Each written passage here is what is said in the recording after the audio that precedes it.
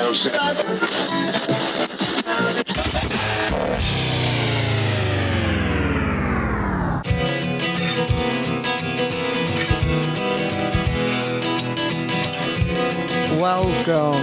Hello, welcome. Welcome back. Welcome to another episode of the Guys Telling Stories podcast. I'm Rich Douglas. I'm Bill Easton. And we are excited and thankful. Thanks for all the downloads, all the positive reviews. And Bill. Yes. We've got some news. I do. Well, you do. We both do. We both do. We have our first sponsor. Yes, we do. But before we get into that, we'll tell you the backstory. One of our listeners went to guystellingstories.com. We mentioned it a few episodes ago, clicked on the support the show link, and is now one of our first sponsors. Yep. And there's multiple levels you can click on, and she chose to do the sponsor package. Well, we do this for free. If you like what you hear, you can also become a supporter of the podcast. We give away some things, some exclusive access to some content that we do. We love giving those social media shout outs.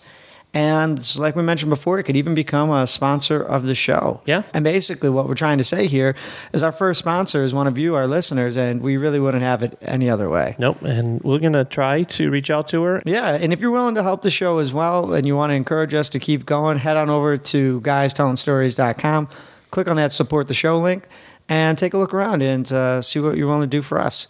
We'll keep doing this for you. All right, our guest for today. Road trip. That's right. Bill's pumped, and I'm excited too.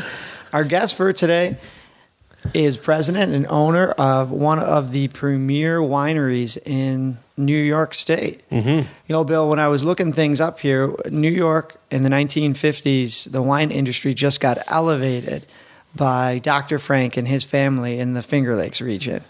You know, Dr. Frank was a science PhD. Okay. He's a real smart guy. Yeah, real smart guy. And, you know, I guess the story goes that for years, hundreds of years, no one could grow these European-style grapes in the middle of New York. And then Dr. Frank, along with a few other people, innovators, come along. Within a few short years, they're making wines, growing grapes that no one's ever made in New York. I'm excited. So we got in touch with Dr. Frank's grandson, Frederick Frank. Well, you know, I'd love to ask him everything about wine. Let's call it Wine 101 with a guy who knows everything about it. I mean, we talk white wine or red wine. Ask him about all that swirling that people do when they're tasting. You know, I do that just because everyone else doesn't want to fit in. Yeah. Well, I'm curious to see what he has to say about, you know, owning and running a family business, and also the wine industry in general. And we've been to wineries before. We've taken limos and wine tours, but I think today is going to be special. I think we're going to get in there, and I think we're going to kind of get a little behind the scenes tour that most people don't get to see, and actually ask some questions that you don't, not the typical wine tour question. So I'm pretty pumped for this. All right, well, let's hit the road. Road trip. All right, road trip. All right, guys, welcome to another episode of the Guys Telling Stories podcast. Thank you for listening. I'm Rich Douglas. I'm Bill Easton. And we are so excited about our guest today. We're sitting down with Fred Frank. He is the third generation owner of Dr. Constantine Frank's Wine Cellars. We're here in Hammondsport, New York, overlooking beautiful Keuka Lake. Fred, thanks for doing the show.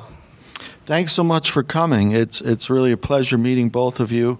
And we're here on a snowy day in February, but it's a great time to taste some of these award-winning wines and talk about the wonderful history of the winery. Well, that's what we're here for, those stories. We're absolutely thrilled to hear, basically, if you could take us back, way back to the beginning. You know, how'd you and your family get started in the wine industry? Yes, well, it's a great story. It's kind of like the quintessential immigrant story in the U.S., where Dr. Constantine Frank was a Ph.D. in viticulture, studied in Europe, and in 1951, he gathered his whole family and came to New York, but he had very little money, and he spoke 5 languages, but English was not among the 5. So he started out as a dishwasher in New York City to earn a little money and learn the language. And then he saved up a bus fare to come to upstate New York to Cornell University's Geneva Agricultural Experiment Station, which is really the center for viticultural research in the East Coast. And when he got up there, he showed them his credentials. Obviously, language was a challenge, but the professors up there felt that they had tried to grow the European varieties and were unsuccessful, so they really didn't believe his theories that it could be done. And however, they did hire him. I guess they felt sorry for him, and he got a menial job there. But it got his foot in the door, at least, into the industry, and he attended a wine conference shortly thereafter and met Charles Fournier, the celebrated French-trained winemaker at Gold Seal. Nearby was, at the time, New York's premier winery. And they both spoke French.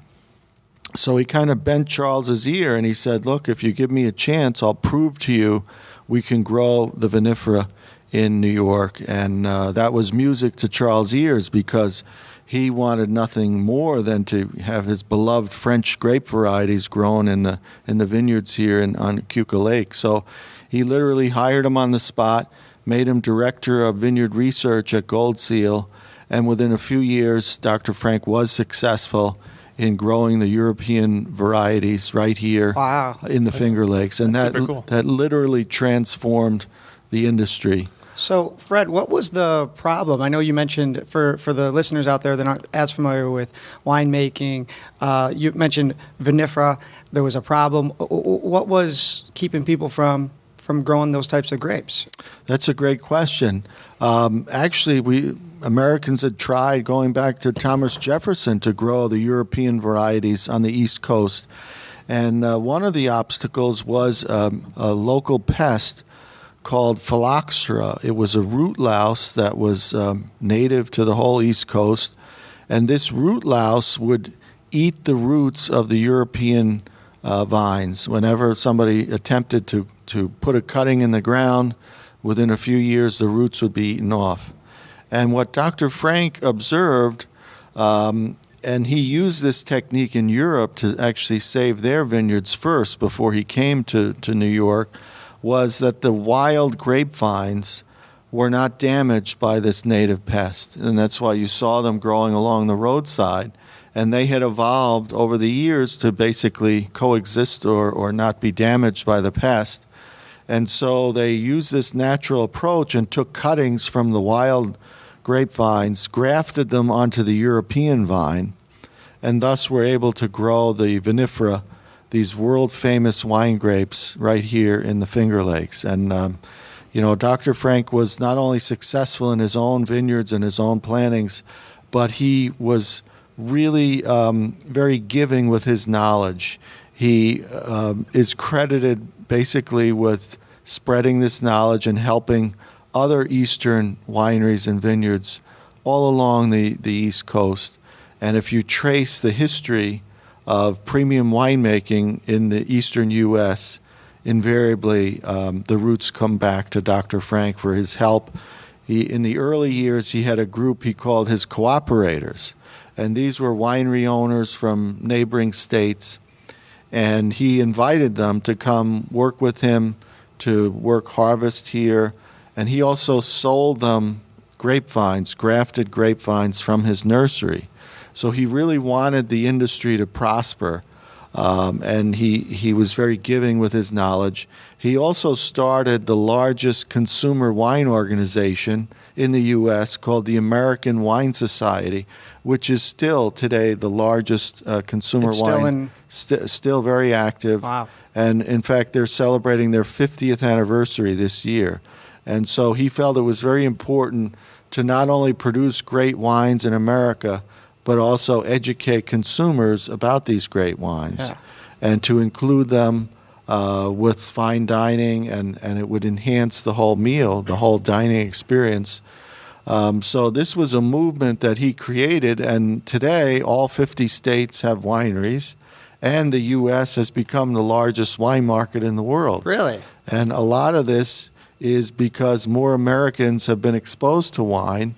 with these regional wineries throughout the country, it's allowed more Americans the opportunity to tour wineries, to learn about wines, and thus to take wine down from its pedestal and make it more understanding and more enjoyable. Wow. Well, I'm assuming when you were younger, you were probably introduced to this at a very early age.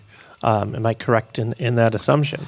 Yes, I was very young, and actually my grandfather Constantine, he was great with his grandsons and granddaughters in terms of developing relationships first. And with the grandsons, he did that through hunting and fishing. So the property here has 4 ponds that he stocked with various game fish, and the lands are filled with game, deer and turkey and rabbits and pheasants and all kinds of good stuff. So at an early age, the way that he bonded with his grandsons was to educate them about hunting and fishing, and then he kind of used that relationship into then training us in the vineyard and in the wine cellar. So it really was a great experience growing up and working with him and learning from him. And then my dad, Willie Frank, took over the winery. He was the second generation, and that was back in the mid-'80s.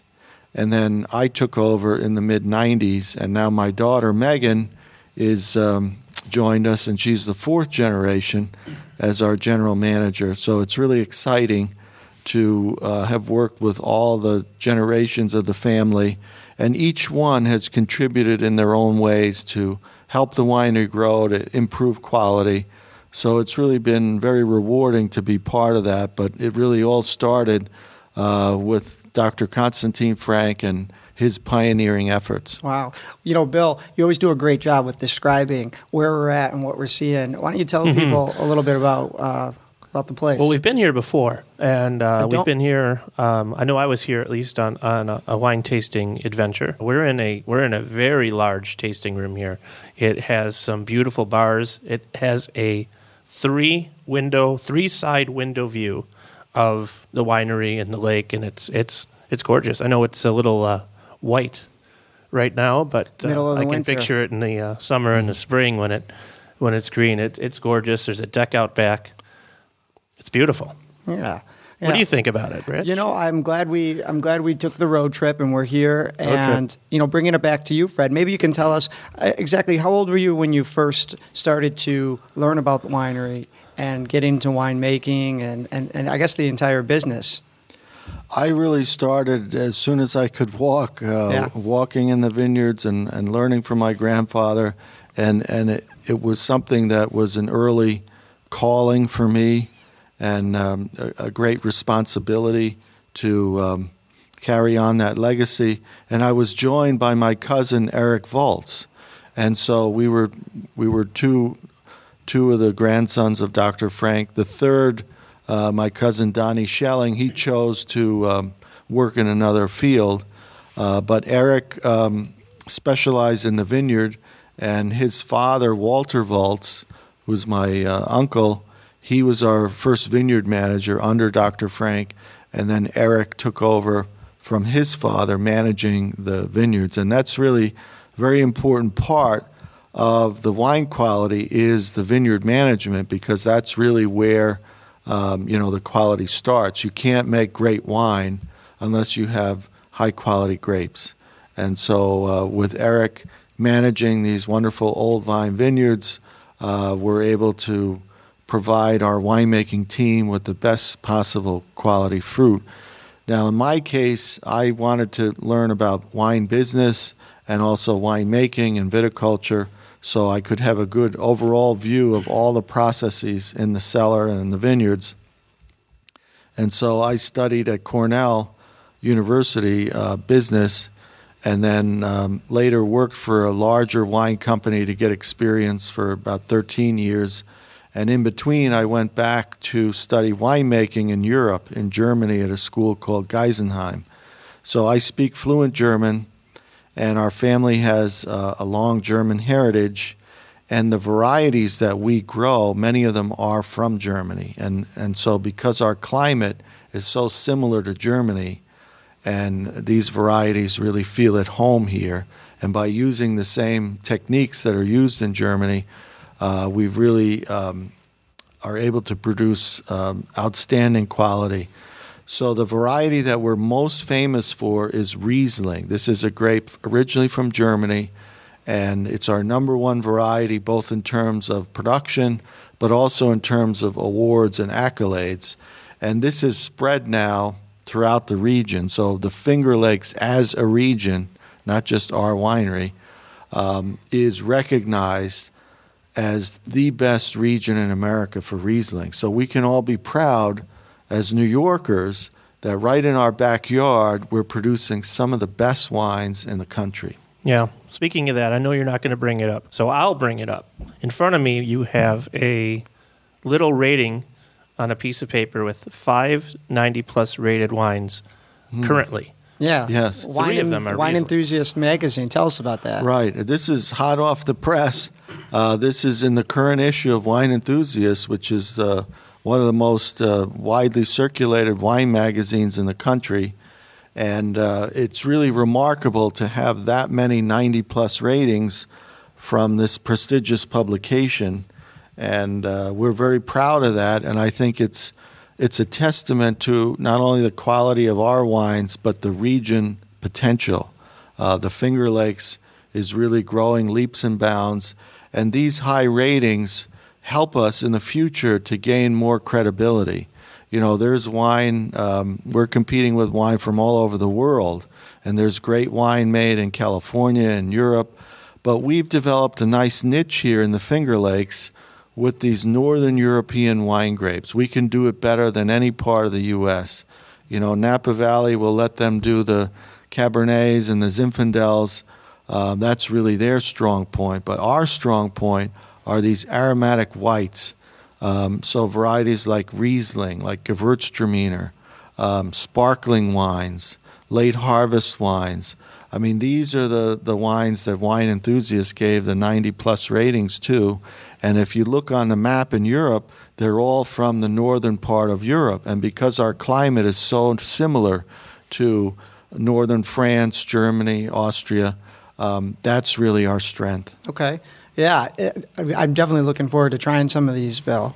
I'm glad he said Gewürztraminer before I had to try to say it. Yeah. Well, you know, Fred, one of the things I just learned was you had this long education in learning about wine, how to grow the grapes.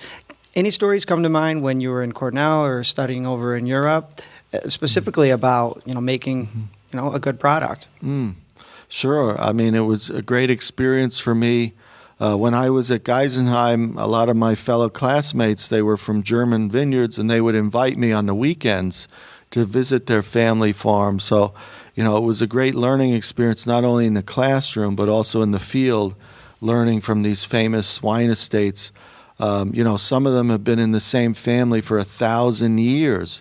So, I mean, we're a very historic winery and vineyard here in the U.S., 4 generations, but in Europe, you know, there are wineries that go back a lot farther. So it's a great learning experience to see these famous wineries there. But from a quality standpoint, even though we've been at it a much shorter period than these European wineries, we're producing quality that is on their level. You know, even just after 50 years, 4 generations, we've just been on a very quick learning curve. And, you know, the advantage that we have is this wonderful cool climate. So the vineyards are situated on these steep hillsides adjacent to these deep Finger Lakes. So we can only grow these tender vinifera literally on the shoreline of these deep lakes. Okay. And what the lakes do is they moderate the surrounding temperatures slightly, allowing us to grow these tender grape varieties in the cold upstate climate. If you get away just, you know, a half a mile or so from the lake, the temperatures get too cold and you're not able to grow the vinifera. Then you have to switch to the native wild grapes like a Concord, for example, which are hardier and they don't need to be grown right along the shoreline of the lakes. That's neat. I was always wondering why there's so many, why they followed the path of the lake. Yeah, it has to do with the science behind the temperature. That sounds That sounds pretty interesting. My wife and I were in Europe, specifically in Asti and Barolo over the summer. Oh, yes. And one of the things that I guess my story has to do with is the wine tasting there was so dramatically different than anything I experienced before. And I'll share a little story with you. We were in Barolo and we were walking around the region and we had scheduled a tasting. And we go into not a beautiful place like this with windows and bars overlooking a lake. We go into a small home. And basically, the gentleman in charge, his mother, was sitting at this table with us, this wooden table, and speaking in somewhat broken English what she knew about the wines and could say in English, and then had us tasting 6 different ones. Then she took us down into the cellar, packed us up a few bottles, and sent us on our way. And it was just the 4 of us. Such a different experience. But I guess one of the questions I have is, how can these families create a product that takes years to make and stay so successful? Yeah, there is a long tradition in Europe producing great wines, and in Europe, wine tourism is not as pronounced or popular, I would say, as here in the U.S. You're right. Which you experienced. I mean, just meeting with the family. I mean, at our winery, we receive about 85,000 visitors a year. So in the old days, yes, my grandfather would come out over a coffee table and taste wines with visitor. But, it has just grown tremendously. And, I mean, we're within a short drive of just millions of Americans who are anxious to, visit this beautiful area, taste these award-winning wines. And we are a bit off the beaten track. We're not on a busy highway. Most modern wineries today are situated on busy highways to sort of guarantee a certain number of visitors. In our case, the winery site was selected because of its wonderful vineyard site. And wine tourism back in the 60s really was not as advanced or as popular. And over the years, that has grown tremendously. So, we do have some signs out. In fact, Taste of New York picked us as really the only winery here. So we have signs, Taste of New York signs, going all the way from the interstate to our winery. But we're not on a busy road. In fact, this road in front of the winery was just paved only a few years ago. We were literally on a dirt road for most of our existence. And so, as a result, we do not charge for wine tastings. We like to reward folks who've heard about the wines and kind of go out of their way to come here. And that's very rare nowadays. Most wineries do charge for tastings. But in our case, it's kind of a tradition that we've held on to. We have an excellent staff here, very wine knowledgeable.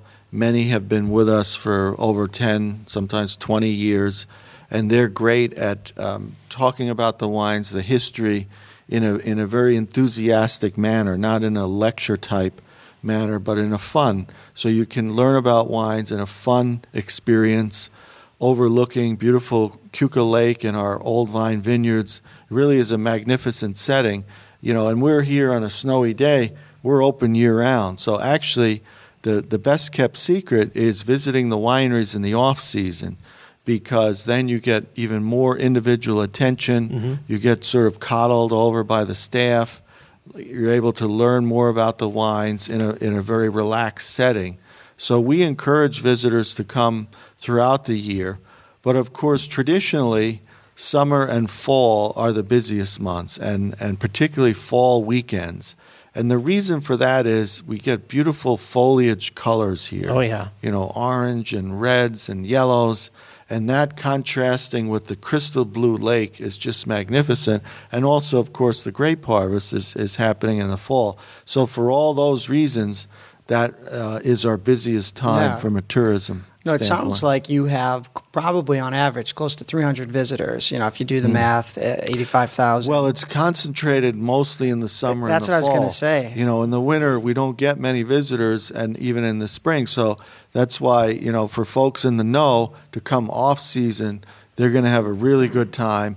We're open year round, and they can really enjoy the wines in a less crowded setting. Yeah, that's gonna take that advice. We're here today, and you could get that one-on-one attention. And if have some questions about wine, whether it's wine 101, like what's going on with that swirl, how important is that, or you know your stuff. You get to meet with maybe some of the family, some of the workers. But if you come during the busy season, I could imagine you might have. We've been there. 600 people. This whole room's full. You're in a line.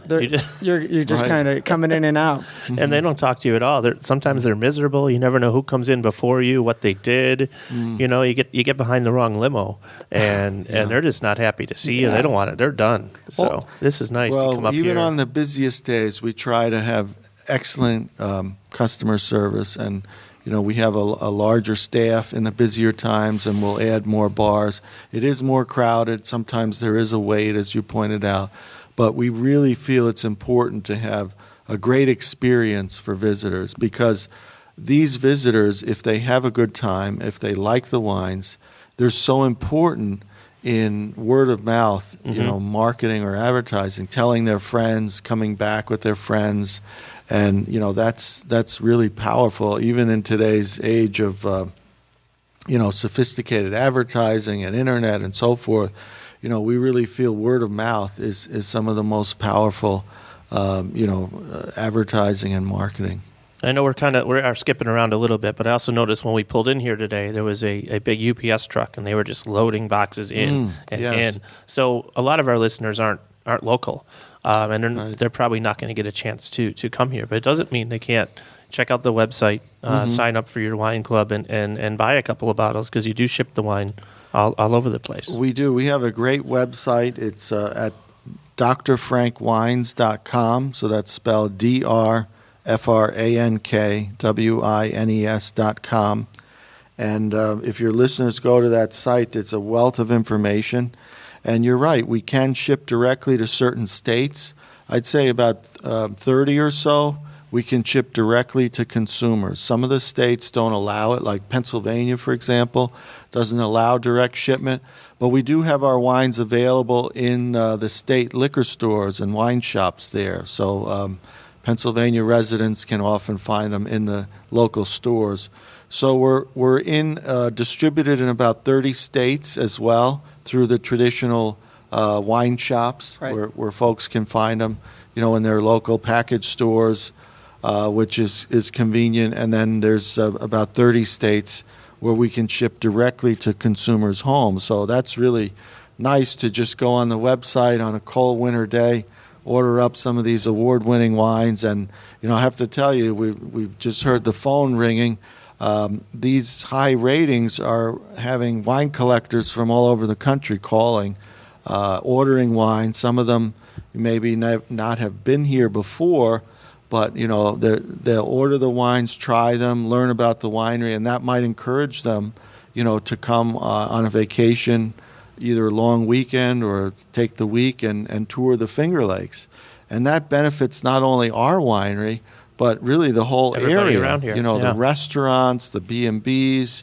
Bill, when we're always talking about things like the challenges and obstacles, when you have that drive that the family establishes and that you just feel innately, then you keep that drive going. But, bringing it back to you, Fred, I'm sure that you or the family, whether it's your own story or a historical one, had to come across some sort of defeat or obstacle that eventually you were better for. Can you talk a little bit about one of those challenges or obstacles? Yes. I mean, one of the challenges was about 12 years ago, we had a devastating record cold winter, and it really damaged the grapevines here on Keuka Lake. The lake was frozen on Keuka, and I had a meeting with my dad, and I said, we really need to reduce our risk. And so we made the decision to look at some potential vineyard sites on Seneca Lake, okay, and invested in a large acreage there. And then over the years, we've planted it. So it's now all planted. And we've just this past winter had a repeat of, a record cold winter. Keuka Lake froze. And it really helped us out this fall having those productive vineyards on Seneca Lake that did not have as much damage and were able to help us with higher yields and help us, basically spread out the risk. So Right. we're not just one site here on Keuka Lake like we were in the old days, and the yields would go up and down kind of like a roller coaster depending on the severity of the winter, So this expansion onto Seneca has really helped us. Another way that it's helped us, besides mitigating our risk, is it's allowed us to grow some more tender varieties. So I'll give you an example. In Austria, the most famous wine grape, it's not Chardonnay or Riesling, it's a variety called Gruner Veltliner. So you thought I'm not saying that one. You thought Gewürztraminer was tough. But, a lot of these varieties you can shorten. So, for example, Gewürztraminer, you could say Gewürz. Okay, I that's do. easier. Okay, And then you sound do. like you're in the know. Yeah. And you Hey, sound like you know how what about you're that talking Gewürz about. over there? Gewürz, yeah. Yeah. So Gewürz means spicy in German, and then Gruner means green. So you instead of Gruner Veltliner, you can shorten it and say Gruner. I'd like a glass of Gruner. And, believe it or not, this variety is probably the hottest wine in the Celebrity Chefs Now restaurant in New York City. You see these chefs now have become movie stars with their own TV shows. Well, a lot of these restaurants, you need reservations months in advance, and many of those sommeliers, the hottest wine now is Gruner Veltliner.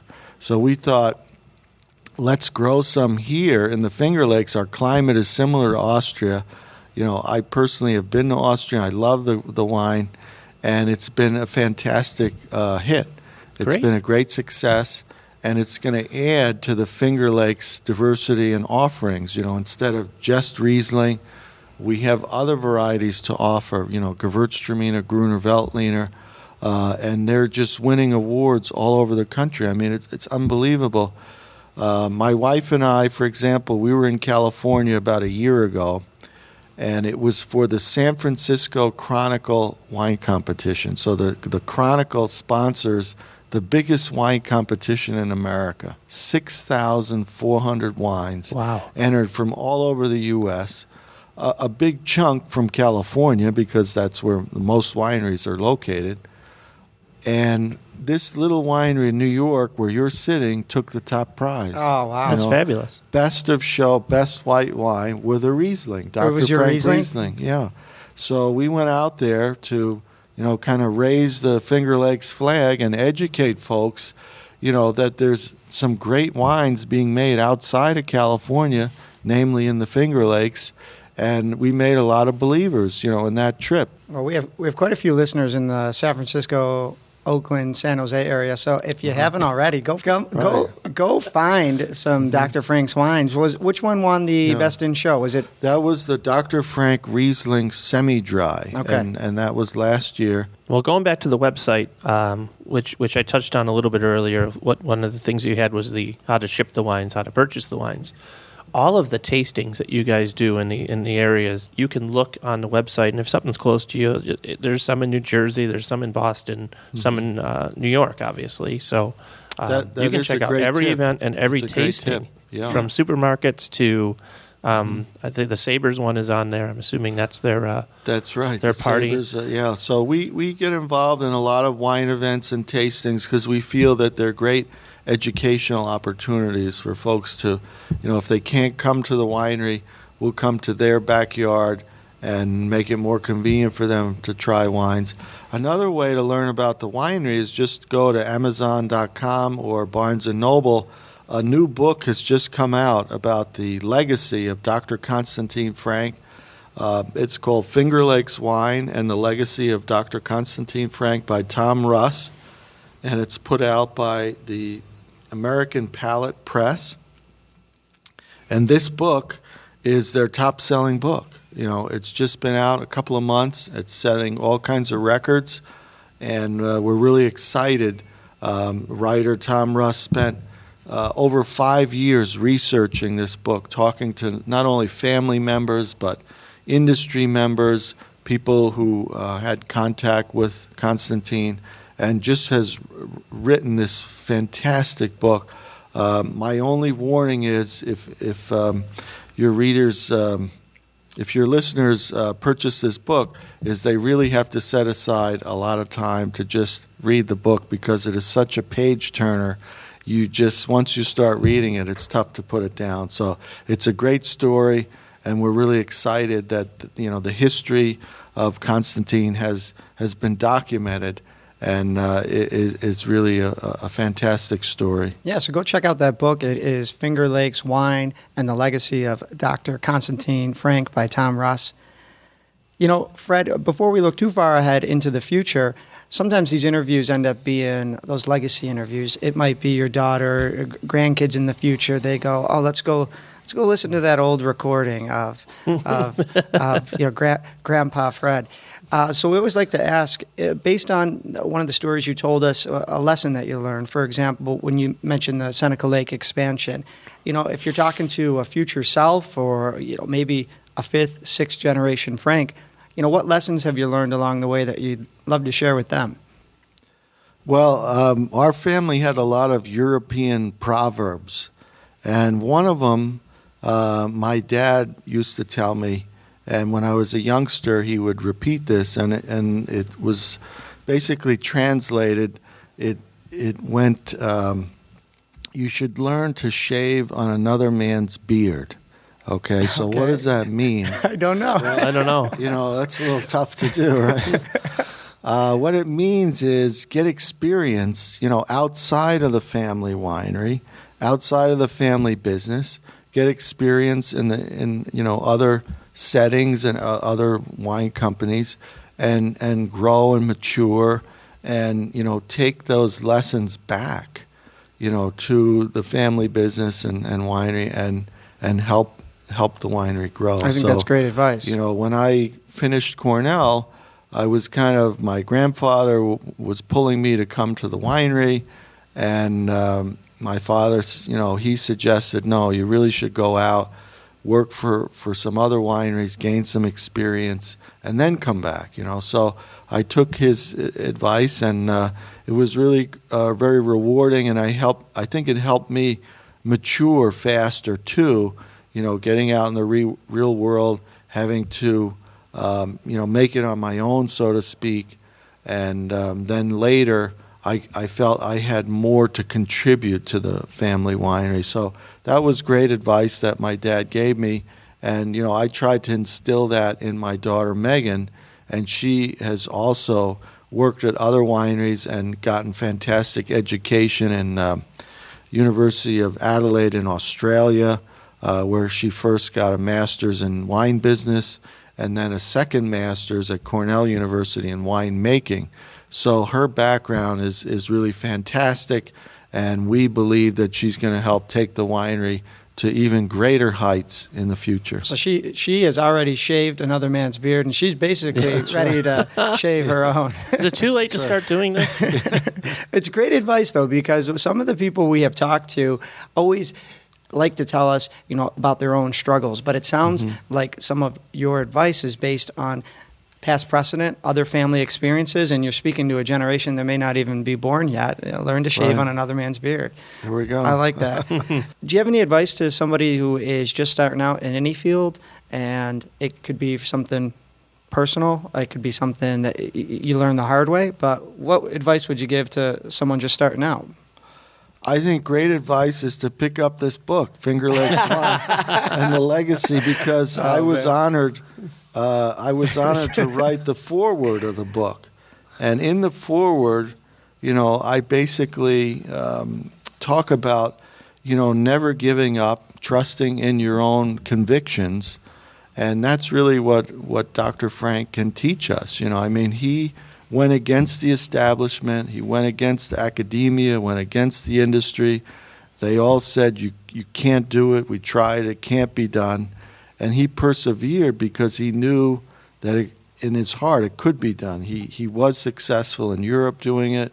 He knew that there were just some obstacles that had to be overcome. And I think these lessons can be applied to many circumstances, you know. And so I think it's a great story, and you know, I encourage your listeners to to read the book, and there's lots of words of wisdom in there. That sounds great. We've had a lot of people that we've interviewed and talked to on and off air who have started something on their own, and they've said that exact same thing. Follow your convictions, follow what you believe in. It doesn't always have to be your idea. Right. If you have something that you really believe in and it's a part of your family or it's a part of the business you're already in, that's exactly the same thing. You're doing it because it's what you believe in, and that's very similar to people, even though you may not have started it, but it is still what's in your heart. And what bringing you it back believe. to Constantine, too, one of the things that's kind of ringing in my ears from the history you provided with us is he was very, collaborative. He wanted to help everyone. Really did. He was giving. And as a result, not only is this winery established, but the organization that you mentioned he began, along with a number of other basically areas that he helped to grow. Other wineries, and American Wine Society. He really felt that Americans deserved, the best quality wine. A quote from the book is, he felt Americans deserved only the best wines. Well, Fred, this has been fantastic. You're our first person that we've talked to in the wine industry, and I think we picked a good person. First road trip. Yeah, our first road trip, but also the fact that you got to bring us back 4 generations and then all the way back up to today and in the future. So before we sign off here, why don't we tell people where they can find you online and social media just one more time? Yes, so we do have a Facebook page, and that's Dr. Frank Wine, DrFrankWine. We're also on Twitter at Dr. Frank Wine. And then again, our website is drfrankwines.com. And we encourage your listeners to come and visit us here. We're in the beautiful town of Hammondsport, which Budget Travel Magazine listed as the coolest small town in America. Wow. Okay? Cool. So in addition to world-class wines, we've got great dining, lodging, and just wonderful natural beauty. Again, the winery tasting room overlooks our steep hillside vineyards going down to crystal blue Keuka Lake. We're open year-round, and there's no charge for tastings. All right. Well, as always, guys, this has been another great episode of the Guys Telling Stories podcast. Please remember to subscribe to the show. If you got some time, you can head to guystellingstories.com/review. Write us a review after you listen to this fantastic episode with Fred Frank. I'm Rich Douglas. I'm Bill Easton. All right, guys. Until next time. Thanks for listening.